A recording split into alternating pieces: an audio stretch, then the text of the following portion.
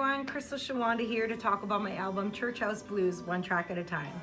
In case you missed it, what I'm doing is I'm going through my album one track at a time, and I'm talking about the songs, the inspiration behind them, the songwriters, the musicians, the engineers, the singers, and stories from behind the scenes.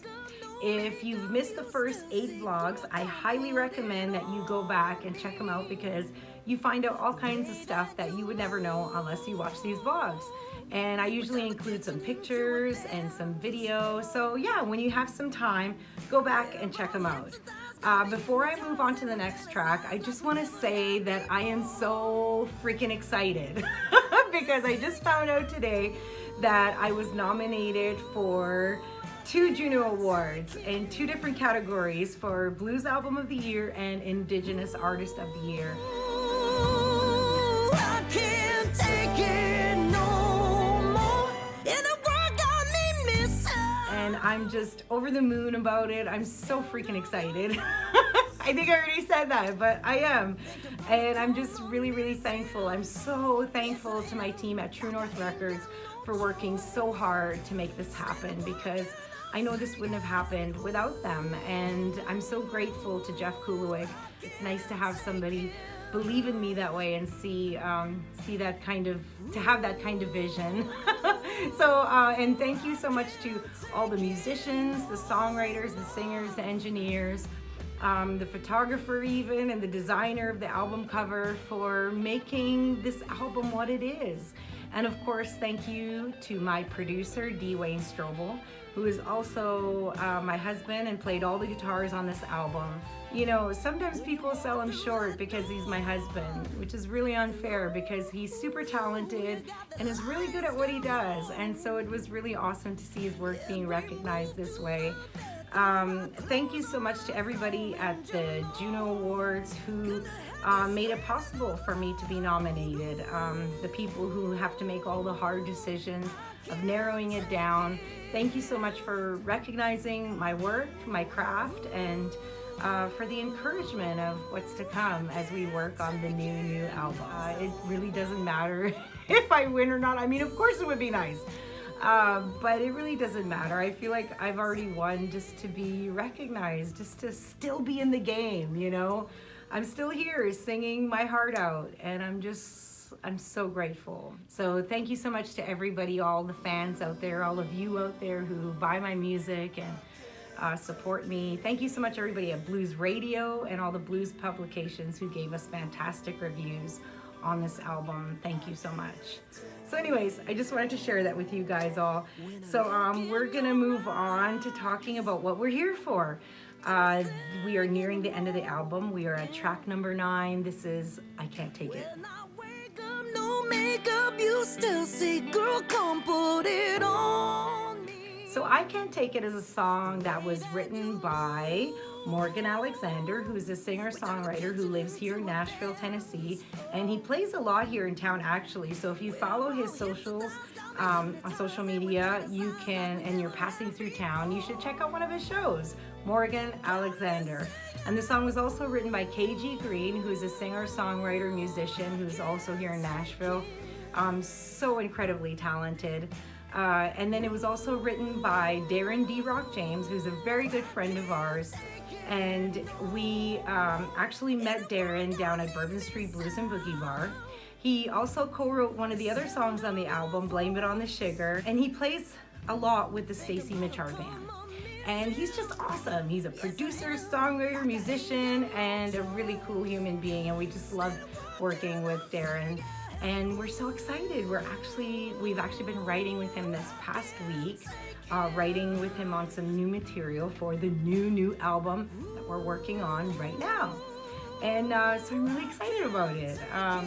To be perfectly honest with you all, it was kind of hard for me to move on and start working on new music because I felt like this album, Churchhouse Blues, it didn't even really get a chance to live, you know. I felt like there was still a lot of breath left in it. You know, I guess it was really because usually the way things go is we pour our hearts and souls into writing and recording this music for you guys and making it as perfect as possible that we can possibly make it for you guys. And then we go out on the road and we play our hearts out for you guys and play live shows, and we connect with you guys and engage over the music, through the music. And it's just such an incredible feeling. It's so rewarding to be on stage and when you're singing a song and you can tell people in the crowd are connecting to it. And it's that moment of we are more the same than we are different, because we're connecting through this song. But you know, we dove into starting the new album, and as the songs started to come in, the album started to take shape, and this energy started coming about, and now I'm really, really excited about the new music and the new album and the new chapter. And the way I see it is, you know, when we finally do get out on the road and start playing live shows again for you, we'll just have that much more new songs to play for you guys, for us to connect over. So yeah, so I can't wait for you guys to hear the album.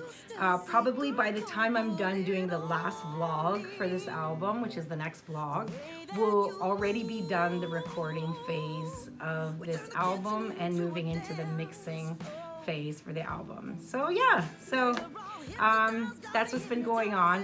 Like I said, we didn't get to perform this music, but thankfully we did get to perform a few songs from this album live, because we were testing out some of the songs on crowds, and so this was one of them.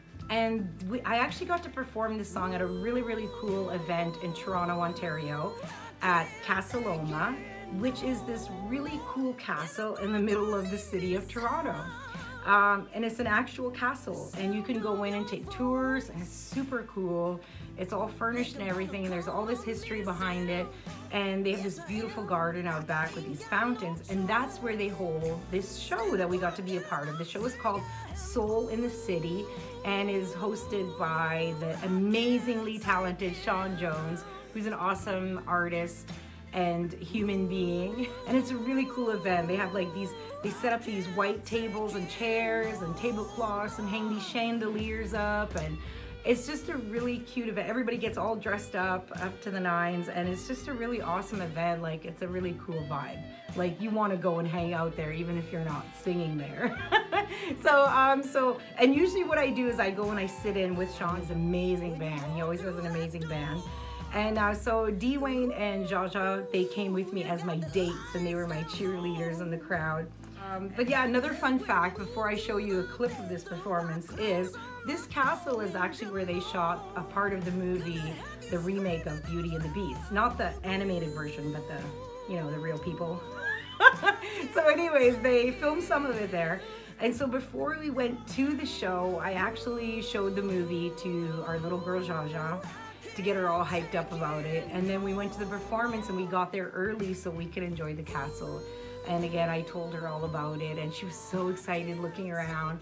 And now, whenever we watch that movie, she always gets really excited and says, "Mommy, remember when you sang at the Beauty and the Beast castle and me and Daddy were dancing?" So it's such a really cool memory that we got to share with our little girl, a really cool moment. But anyways, here's a little clip of that performance.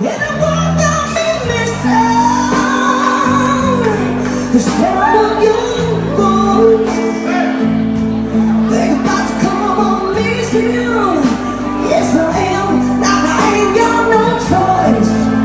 Instead of breaking upside down, ooh,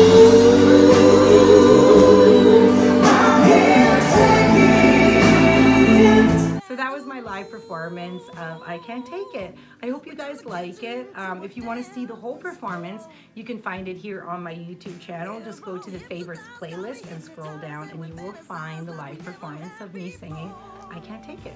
So anyways, the musicians who made this track were, the drums were done by Darren D-Rock James, of course, and Dwayne did the guitars, and the keys were done by KG Green, who was the other songwriter on this song. And KG also did some of the backgrounds, And the rest of the backgrounds were done by Keisha Wind, who is another fabulous singer from Toronto, Ontario, Canada. Darren was the one who pitched it to me, and when I first heard it, it wasn't even halfway through. And I already knew this song was mine, and we had been looking for each other, and we finally found each other. And I knew I wanted to record it. For me, it reminded me of the music that I grew up genuinely loving to listen to, like that 90s R&B pop kind of feel.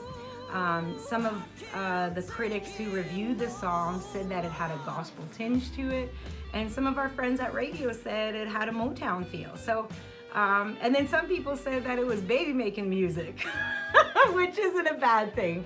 So anyways, everybody had their own take on it, but we hope either way you guys love it as much as we do. So that was track 9, I Can't Take It. We are nearing the end of the album. The next vlog will be the end of the album.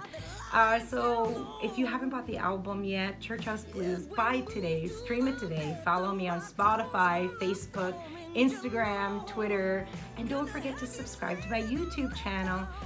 If you like this video, give me the thumbs up and drop a comment below. I'd love to hear from you guys. Thank you so much for all your support with these vlogs. I've been having a great time doing them. And we hope you guys stay safe out there. Take care. Peace out.